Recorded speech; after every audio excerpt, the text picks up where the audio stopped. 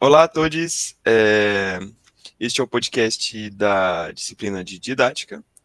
Nós somos o grupo Caneta Quatro Cores e eu sou o Ni, da filosofia, Eu sou a Caroline, da Letras. Eu sou Gisele, da Filosofia. E eu sou o Marcelo, da Física.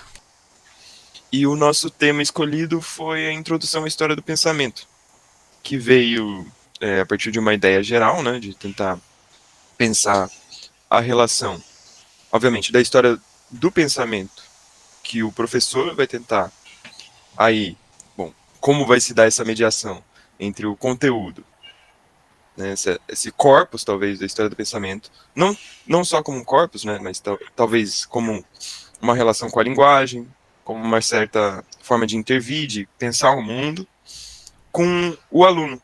Né? Como se dá essa mediação? Como se ligam essas pontas? Eu acho que esse é o norteador principal que, que me motivou, principalmente, a entrar e tentar pensar isso, principalmente pensando pelas lentes da filosofia, né? Como que o aluno ele deve se ligar à história do pensamento? Porque muitas vezes a gente pensa pensa a história da filosofia como vários pensadores que a gente tem que tentar pelo menos ter um resumo, sei lá, um esquema geral de cada um desses autores.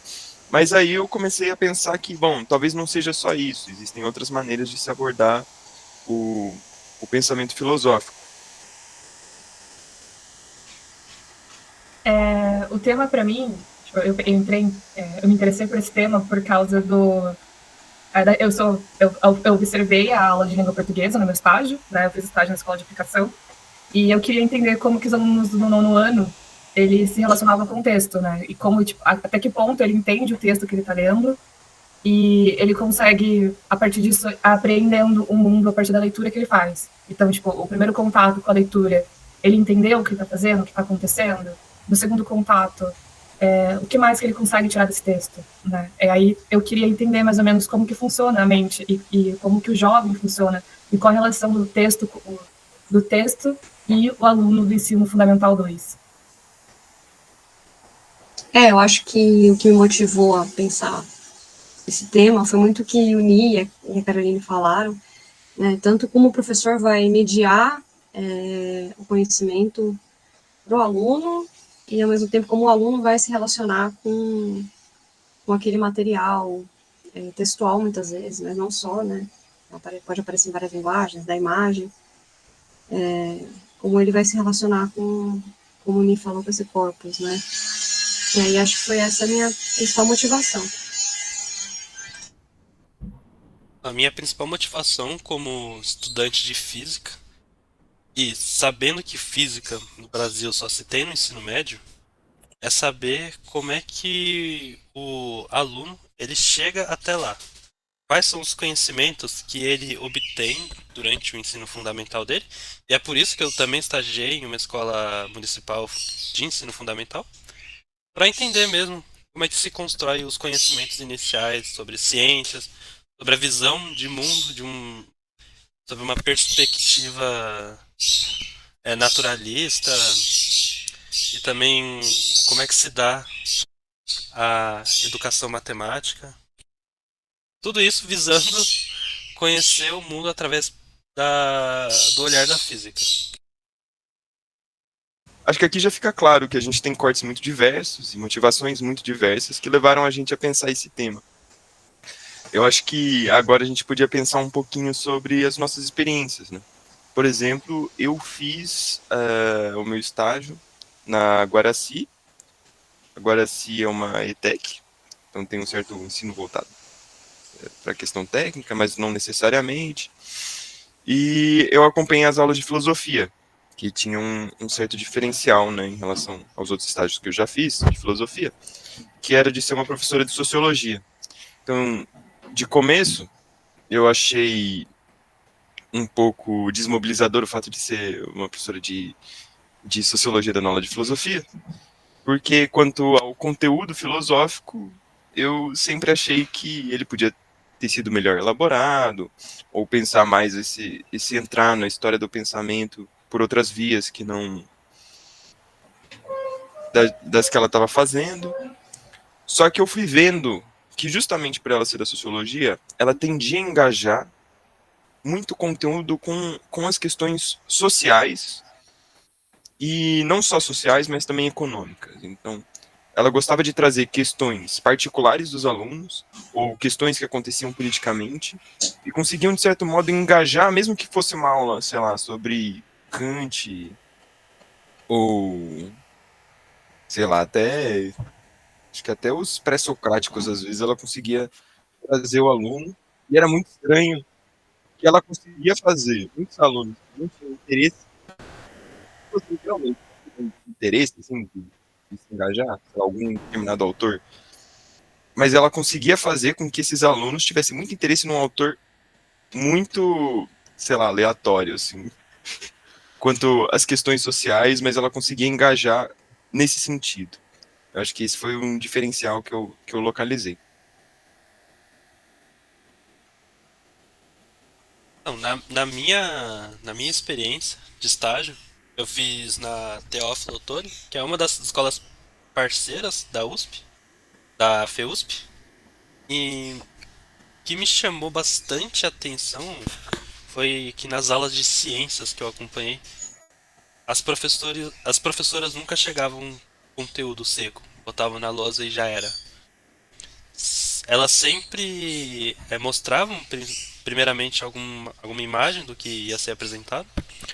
Por exemplo, a professora ia falar sobre musgos, minto, sobre fungos. E o que ela trouxe foi uma foto de um pão todo mofado. Perguntar para as crianças se podia comer, perguntar se elas já viram, se cheirava bem. E isso, e isso foi muito interessante porque a criança também participava da aula. Que porque sempre alguma criança levantava para falar, a professora complementava com alguma coisinha ali, alguma coisinha lá, que não necessariamente estava no livro. Era um tipo de ensino, entre aspas, personalizado para a turma. E isso também, Ni, fez os alunos engajarem, talvez porque eles se sentiam parte do processo. E é isso.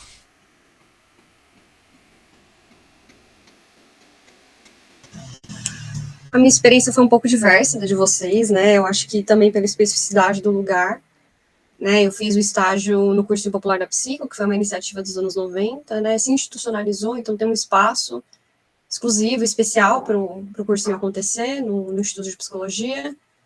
E eu peguei a turma desse ano, eu acompanhei a turma desse ano, e foi bem interessante. Eu não assisti só as aulas de filosofia, eu assisti aulas de todas as disciplinas, né?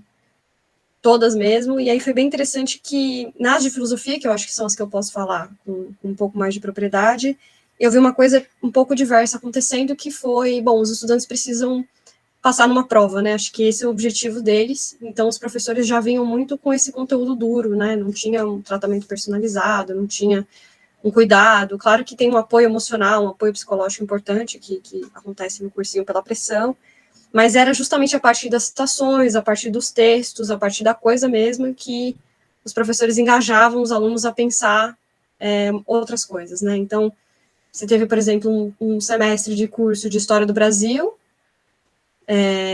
algumas aulas especiais sobre ditaduras militares, então, ditadura de 64, e aí, a partir dos textos, da análise dos textos, e depois os alunos já terem esse background, você apresentava, por exemplo, uma série de músicas relacionadas ao período. Então, ontem, por exemplo, o professor levou uma vitrola e tocou Elis Regina, enfim, Clara Nunes, teve uma série de discussões sobre isso. Então, você teve primeiro esse primeiro contato mais duro, né, mais difícil, mais desconfortável, e depois um tipo de contato mais formativo, em cultura, mais geral.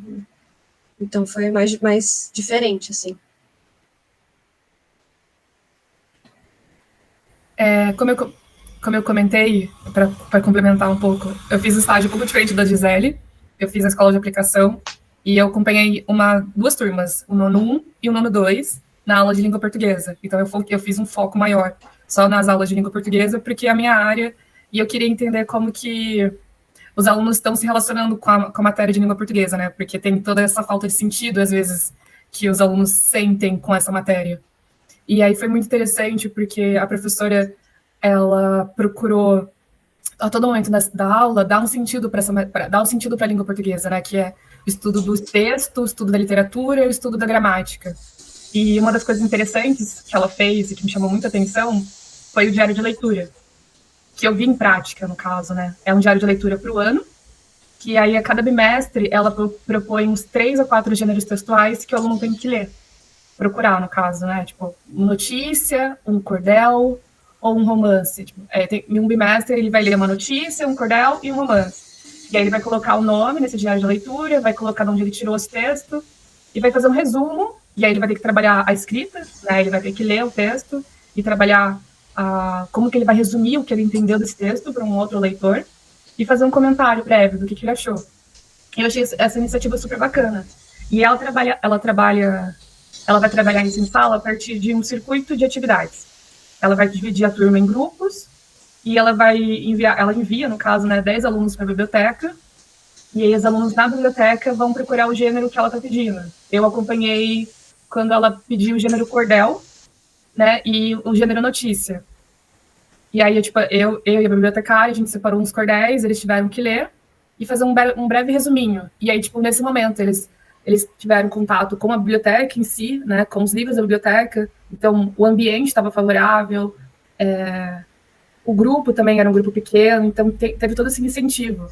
E os alunos que ficaram na sala, ela passou a questão da gramática, né, a questão da concordância, que é um tema muito complexo e um pouco difícil de você tratar em sala de aula, porque é mais específico, e aí você tem que explicar para o aluno a questão da concordância, né, porque que é importante entender essa parte da matéria, e aí você trabalhar com muitos alunos também não é tão interessante, você trabalha com um grupo menor.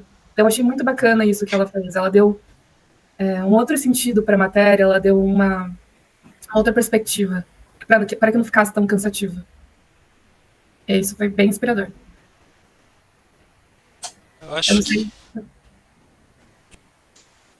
Eu acho que uma discussão muito produtiva que a gente possa fazer aqui é tentar conflitar a experiência do Ni e da Gisele, do Ni e da Caroline com o da Gisele.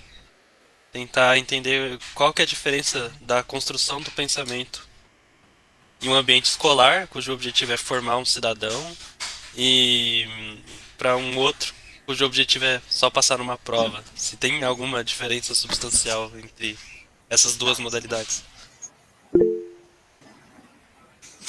Então, eu acho que tem sim uma certa diferença, pensando, e acho que principalmente pelas experiências que eu tive no estágio, até falando com as pessoas da coordenação do colégio, que é o fato de você ter meio que um plano de ensino que se volta para uma formação estendida, né?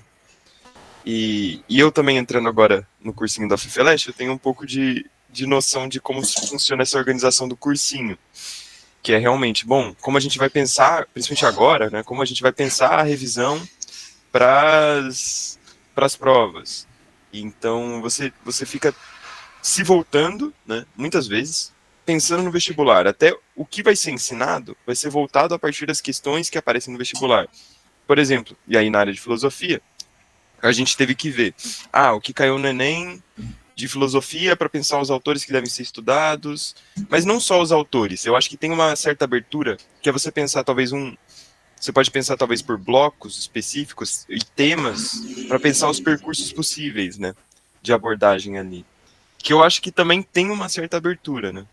Eu acho que não necessariamente por não ser uma formação, né, em sentido estrito, prenda esse acesso, porque na minha experiência pessoal mesmo, eu consegui aprender muito no cursinho, para conseguir entrar na USP. Eu acho que tem diferenças, mas eu acho que consegue ter algo de formativo. Eu diria a mesma coisa. Eu diria que acho que o caráter formativo permanece, embora você tenha um objetivo muito claro, né? Que passar na prova, assim. Mas você permanece tendo esse caráter mais... Tem uma preocupação com uma formação para além daquilo que vai para a prova, né? Eu acho que isso tem. E eu diria que a diferença, embora a escola tenha seus conflitos, tenha problemas administrativos, como sempre tem, eu acho que o cursinho ele tem uma diferença em relação ao tipo de pressão que os estudantes sentem, né? Então foi uma atmosfera muito carregada, ainda mais agora no final do ano, com muito choro, né? Uma coisa que eu via mais em contextos de violência quando eu estudei, né? Contexto de violência específico. No caso do cursinho era um choro muito vinculado à pressão, se a família vai aceitar a pessoa abdicar mais um ano do trabalho, de outras coisas para estudar. Então a pressão de não passar na faculdade. Então tem embora o caráter formativo seja semelhante, eu acho que o tipo de pressão, o tipo de até estímulo e convivência e cooperação que começa a ter entre os estudantes é bem diferente, assim, porque exige um tipo de engajamento específico, de, olha, a gente vai conseguir passar esse ano, a gente não vai, toda essa expectativa em relação às provas, né? A experiência que eu tive com o nono ano, eles não estão sofrendo essa pressão ainda, no caso, né, do vestibular. A professora está incentivando eles a escreverem, incentivando eles a terem mais independência, né, tanto de pensamento quanto de escrita. Tipo, vocês precisam praticar, vocês precisam ler, que é importante. Só que eles não estão nessa vibe. Alguns alunos se preocupam. Tinha alguns alunos que estavam preocupados em fazer o vestibulinho da ITEC. Eles estavam mais pensando à frente. Mas a maioria dos alunos estavam, tipo, só vivendo mesmo. Tendo a aula e não sentindo essa pressão do vestibular, né? Que eu acho que essa pressão do vestibular acaba, pelo menos no ensino básico, acaba vindo mais no médio, no segundo, no terceiro ano do ensino médio. E aí, tipo, o nono ano não. O nono ano eles estão... A professora, tipo, ela não pressiona eles, mas ela se sente na obrigação não, ela sente que precisa preparar eles para o ensino médio. Tipo, de vez em quando ela dá um toque, olha, vocês estão no nono ano, vocês precisam ter mais independência, vocês precisam escrever mais, dar uma leitura, prestar um pouquinho mais atenção no conteúdo, porque isso vai ser importante depois para frente, né? Mas aí acaba sendo uma coisa, para eles, uma coisa um pouco mais... posso dizer chata, né? Que eles acabam sendo um pouco mais entediantes. E eu acho que aí depois no médio eles acabam percebendo um pouco melhor, eu acho. Pode ir. Eu acho que tentando pensar, né, com o nosso tema, o cursinho, ele parece ter uma certa abertura. Talvez. Obviamente, talvez uma certa entrada no corpus, mas como nem sempre é possível você pensar de antemão quais serão os conteúdos que vão cair, você tem que ter uma certa abrangência, né? E eu acho que uma certa abertura é pensar essa introdução à história do pensamento a partir da linguagem mesmo. Porque você tem que ter não só um preparo para a redação, mas você tem que ter um grande preparo de interpretação das questões, né? Então eu acho que você conseguir, na diversidade de questões, você conseguir ter uma boa interpretação ali do que está acontecendo e conseguir identificar relações, nem que sejam com blocos temáticos que você já viu. Eu acho que isso é uma certa entrada que, mesmo que ela seja bem determinada pelo vestibular, eu acho que ela consegue realmente ajudar o aluno a conseguir pelo menos compreender, às vezes, um comando de questão que, sem ter passado pelo cursinho, você não conseguiria entender, ou fazer algumas relações que você não faria antes de entrar no cursinho. Então, não sei. Eu acho que tem essa abertura. Total, de acordo. Eu penso que também é muita questão do engajamento do aluno, né? O aluno do nono ano, ele não tem tanto foco que o aluno do cursinho vai ter. O aluno do cursinho, ele sabe o que ele quer, né? Ele tá ali, ele tá 100% na aula.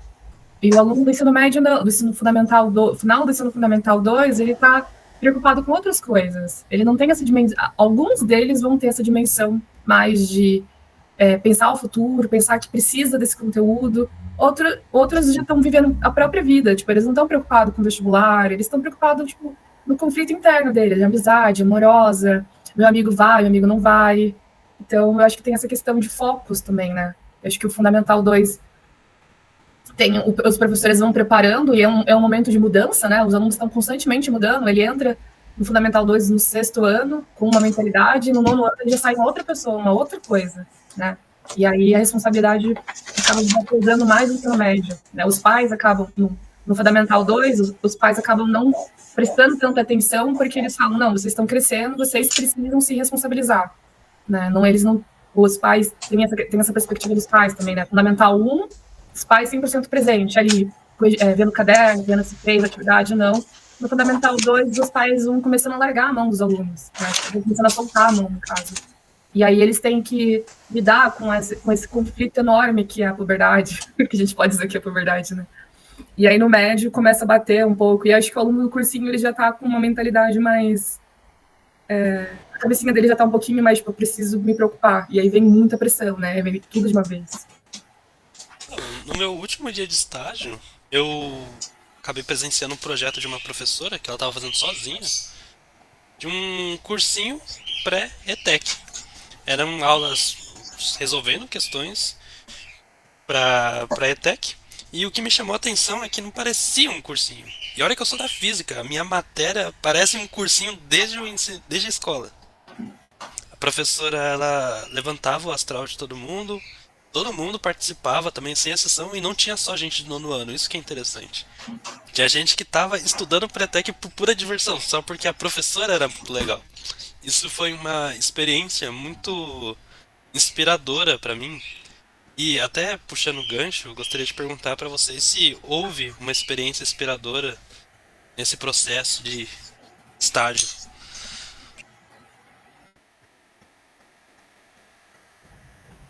A minha foi o que eu comentei, né? Foi o diário de leitura, que foi uma outra. Foi o diário de leitura junto ao circuito de atividade, né? Que eu achei muito interessante. Você divide a turma, trabalha a gramática com um grupo menor e envia uma outra parte da turma para a biblioteca. Então você não fica com a turma toda ali, você divide, dá uma diversificada, e ao mesmo tempo que você consegue ensinar gramática, você deixa a outra turma livre na biblioteca. Mesmo que às vezes eles fiquem conversando, às vezes acabem não lendo, mas eles estão na biblioteca, eles estão naquele ambiente, né? Aquele ambiente está aberto para eles poderem conversar. Eu acho que o que foi inspirador, acho que também é o que eu mencionei sobre ser um espaço autogerido, organizado pelos próprios estudantes da USP, para ajudar na formação de jovens egressos do ensino médio, alguns estão no ensino médio ainda, para entrar na universidade também. Geralmente estudantes de baixa renda, que não podem pagar um cursinho particular. E essa experiência ser totalmente autogerida. Assim. O que eu achei inspirador foi aquilo sobre uma certa capacidade de politização, né, de um pensamento crítico que consegue emergir ali, principalmente pensando, acho que até nas aulas, assim, né, tipo, às vezes pelo conteúdo, às vezes pela forma, você tem intervenções dos alunos, isso tem relação com aquele outro pensamento do outro autor, né, quanto a esse objeto específico, que geralmente tem uma certa carga política, assim, e daí a professora tem que falar, não, na realidade isso vai na contramão, porque tem isso, isso e isso, ou às vezes um outro aluno vai e intervém. Então, eu não sei, eu acho que isso gerou muito mais engajamento do que eu esperava em alguns autores que geralmente tem menos engajamento, às vezes até alguém, sei lá, da Idade Média começa a ter mais atenção do que eu esperava. Eu acho que nesse ponto, assim, porque geralmente, como a gente é da filosofia, a gente já pensa, geralmente filósofos da Idade Média não vão ter tanta atenção. Ninguém vai querer ficar ouvindo eles. E ali aconteceu o contrário, né?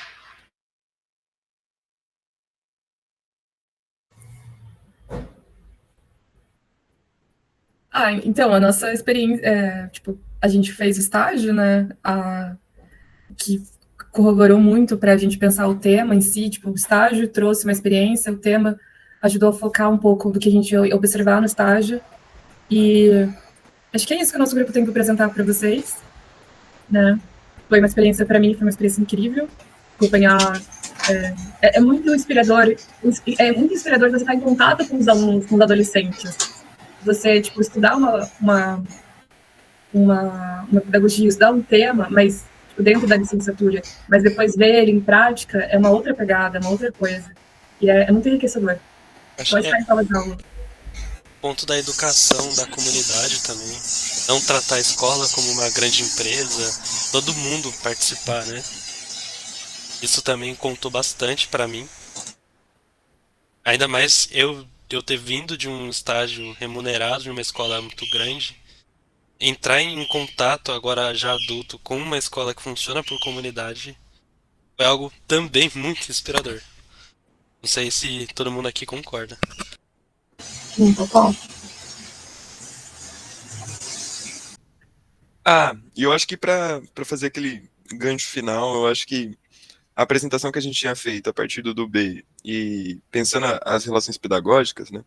Então acho que pensando o professor, pensando o aluno, pensando a instituição e o modo que vai se ligando tudo isso, eu acho que assim, encaixou perfeitamente com a questão do nosso tema, né? Como que vai se dar essa introdução, se cada instituição, por exemplo, a da Gisele, que era um cursinho, tem uma certa inserção no qual os professores e os alunos, a mediação com a história do pensamento vai ter que estar determinada, por exemplo, pelo vestibular.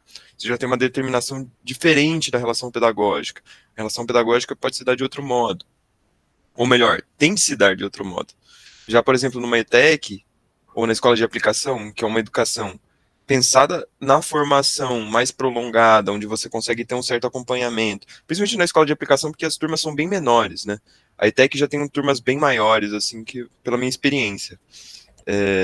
Eu acho que a relação pedagógica, ela pode, pelo menos na escola de aplicação, aí eu vou trazer experiência de outro estágio que eu tive lá, mas você conseguia ter uma certa atenção muito mais cuidadosa, como a Caroline disse, de você conseguir poder ter esse contato maior com o caderno, que eu acho que na ETEC tem um pouco menos, é muito mais a exposição, porque são turmas muito grandes. Então eu via bastante na escola de aplicação pelo menos nas aulas de filosofia, esse rigor, né, esse contato com o texto mais cuidadoso, que no caso é meio que impossível nas ETECs com turmas tão grandes, assim. Então acho que esse esquema, assim, que a gente foi vendo na nossa apresentação, conseguiu ajudar também, né, a gente pensar o que tem de inspirador em certas instituições, como o professor conseguiu lidar com essas... Aí eu não consigo pensar em nenhuma outra palavra, mas vai sair desventuras. Eu acho que é isso. A gente vai agradecer, né? Agradecer por vocês escutarem o nosso podcast. Espero que vocês se sintam inspirados pelas nossas experiências. E obrigado. Obrigada, pessoal. Valeu! Tchau, tchau. Tchau. Pode parar aí, Marcelo.